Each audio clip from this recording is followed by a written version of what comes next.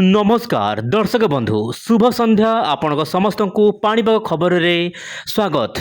दर्शक बंधु देशर विभिन्न भाग में वर्तमान खरार मात्रा देखा मिलूँ किंतु हठात 2 दिन है राज्यर विभिन्न अंचल में वर्तमान सामान्य ठंडा अनुभूत होउछि किंतु वर्तमान बड़ खबर आसुची बड़ खरा। हाँ दर्शक बंधु राज्यर विभिन्न अंचल में प्रबल खरा यही समय मध्य आंचलिक पाणीपाग विभाग सूचना मिलूँ अन्य किसी मॉडल मान आकलन करुँच कि 14 तारीख पर राज्यर केतक अंचल में प्रबल वर्षा हो पारे। दर्शक बंधु तेज क्यों जिले में वर्षा है आम राज्य ओडिशा रे पाणीपाग लेकिन कौन हो बड़ खबर आसतु आज भिडियो आलोचना करवा। दर्शक बंधु आपण वर्तमान देखिपे वाटर भापर विंड मध्यम आप देखिपे। दर्शक बंधु सामुद्रिक वायु वर्तमान देशर विभिन्न भाग में प्रभावित होउछि जहाँपाई कि राज्यर विभिन्न अंचल देशर विभिन्न भाग में सामान्य भाव में सकाळु सकाळु बादल देखा मिलूँ एवं शीत देखा मिलूँ। उत्तर पश्चिम दिगु जो आसूला शुष्क वायु ठंडा वायु से सामान्य भाव में ठंडा रही है जहाँपाई कि तापमात्रा कमी आसीला। आप जानते कंधमाल गत 24 घंटा मध्य फुलबाणी प्राय 10 डिग्री तापमात्रा देखा मिलूँ। वर्तमान समय आप देखो टेम्परेचर फोरकास्ट पाणीपाग सूचना देती दिन तापमात्रा रात्रि तापमात्रा सर्वनिम्न तापमात्रा और सर्वोच्च तापमात्रा कौन परिवर्तन हमार आशंका ना 4-5 दिन यही जारी सामान्य गरम सामान्य ठंडा। किंतु सब बड़ खबर हूँ 10 तारीख पर क्रमागत भाव में देशर विभिन्न भाग आम राज्य ओडिशा रे तापमात्रा बढ़िबो एवं गरम गुलुगुली जनजीवन को अस्तव्यस्त करें। यही समय देखा दर्शक बंधु कौन रही वायुर चलन कारण आप जानते विंड ओडिया चैनल आपको सर्वे प्रथमे वायुर चलन माध्यम समस्त खबर बा पाणीपाग खबर प्रदान करें। आप बर्तमान देखु उत्तर पश्चिम दिगु आसुवा शुष्क वायु और ठंडा वायु प्रभाव में ओडिशार सकाळु सकाळु हल्का फुल्का शीत देखा मिलूँ। लोके भाविले कि पुणी थे शीत फेरी आसला।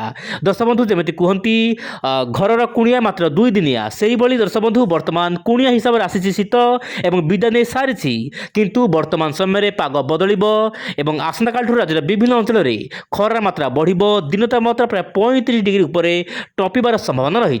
तेज समुद्र यथेष परिमाण सामान्य भाव में जलबाष्पूर्ण वायु जीव जहाँपाई कि उत्तर पश्चिम दिगु शुष्क वायु आसो किंतु जो ठंडा वायु आसूला दर्शक बंधु कौन पाई पश्चिम प्रभाव में राज्यर विभिन्न अंचल शीत देखा मिलूला सामान्य भाव में किंतु वर्तमान मरुभूमि सामान्य गरम वायु आसो जहाँपाई कि देशर विभिन्न भाग में सामान्य गरम बढ़ापी पाग अनुकूल हो। यही समय मध्य बंगोपसागर इंडोनेशिया पाखरे गोटे घूर्णिबल सृष्टि होती यार प्रभाव भारत पर पड़ार संभावना दर्शक बंधु रही। आप देखो मोबाइल स्क्रीन में मु मोबाइल को सामान स्क्रोल डाउन करुँची जितेबाला यह आपंकर उत्तर पश्चिम दिगु आसिक श्रीलंका पाखापाखि पहुँचब आपंकर श्रीलंका प्रबल वर्षा है सहित आंध्र प्रदेश तमिलनाडु गोवा केरल यही समय मध्य प्रबल वर्षा देखा मिल पारे। किंतु किसी वायु आप देखो मोबाइल स्क्रीन में किसी वायु ओडिशा आड़ को आसो विशेषकर 15 तारीख आड़ को दर्शक बंधु 15 तारीख आड़ को ओडिशा को सामान्य वायु आसो जहाँपाई कि सामुद्रिक वायु प्रभाव में ओडिशा केतक अंचल में काल बैशाखी देखिए मिल पारे। आप मोबाइल स्क्रीन देखो दर्शक बंधु ओडिशा जमीक काल बैशाखी देखिए मिल पारे झारसुगुड़ा संबलपुर सहित नवरंगपुर नुआपड़ा बलांगीर सहित देवगढ़ बौद्ध अनुगुल यही सब जिला मानक काल बैशाखी मात्रा देखा मिल पारे बोली जहाँ वर्तमान मॉडल आकलन करुँच विंडी मध्यम। तेज दर्शक बंधु देखिबार कथा आगामी दिन में काल बैशाखी लेकिन कौन हो बड़ खबर किंतु आंचलिक पाणीपाग वर्षा संपर्कित खबर उपर कौन खबर देना।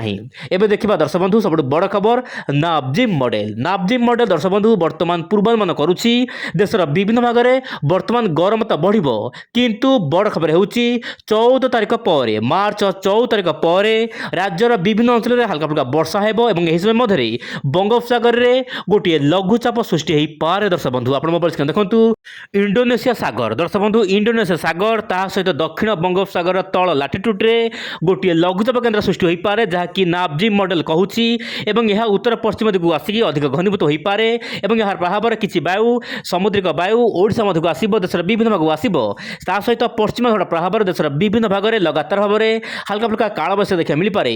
मध्यप्रदेश सहित उत्तर प्रदेश जम्मू काश्मीर सहित लद्दाख बिलिकिस्तान उत्तर पूर्व भारत विभिन्न अंचल में वर्षा हो लघुचाप सामान्य घनीभूत होगापी पाग अनुकूल हो जहाँ नापजिम मॉडल कहूँ। आप मोबाइल देखो यही समय मध्य ओडिशा विभिन्न अंचल में काल बैशाखी देखा मिल पारे किंतु लघुचाप को लेकिन केवल नापजिम मॉडल सूचना दूसरी किंतु ଅନ୍ୟ କୌଣସି ମଡେଲ ବର୍ତ୍ତମାନ କୌଣସି ସୂଚନା ପ୍ରଦାନ କରିନାହାନ୍ତି।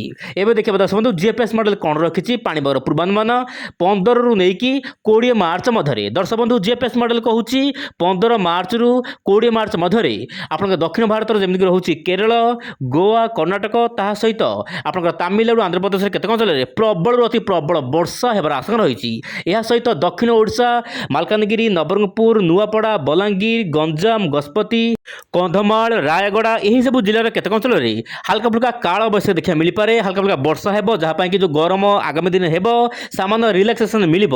କିନ୍ତୁ ଦର୍ଶକ ବନ୍ଧୁ ଯେଉଁ ଜିଏଫଏସ୍ ମଡେଲ କହୁଛି ଏହା ଲଙ୍ଗ୍ ରେଞ୍ଜ ଫୋରକାଷ୍ଟ ମାଧ୍ୟମରେ। ତେବେ ଆଗାମୀ ଦିନ ନିଶ୍ଚୟ ଉପରେ ପାଣିପାଗ ବଦଳିପାରେ ଏବଂ କ'ଣ ବଦଳିବ ପାଣିପାଗର ମିଜାଜ ଆଗାମୀ ଭିଡ଼ିଓ ମାନଙ୍କରେ ମୁଁ ଆପଣଙ୍କୁ ଅବଗତ କରିବାକୁ ଚେଷ୍ଟା କରିବି। ତେବେ ଦର୍ଶକ ବନ୍ଧୁ ଆଜି ପାଇଁ ଏତିକି, ପୁଣି ଦେଖିବା ଆସନ୍ତାକାଲି ଆଉ ଏକ ନୂଆ ଅପଡେଟ୍। ନମସ୍କାର, ଜୟ ଜଗନ୍ନାଥ।